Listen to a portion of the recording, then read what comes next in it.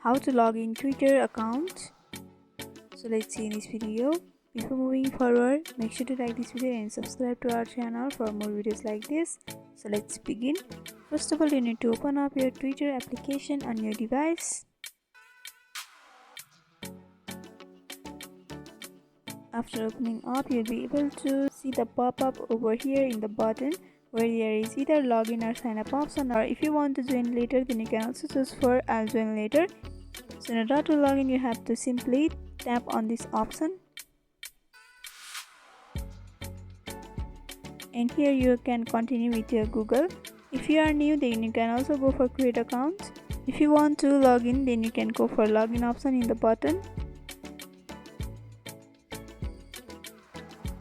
If you are continuing with Google, then you have to select your Gmail account with which you want to log into your Twitter account.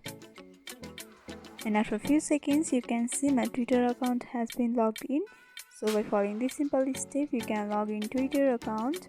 So hope this video was helpful. Don't forget to like, comment, share and subscribe to our channel for more videos like this. Thanks for watching.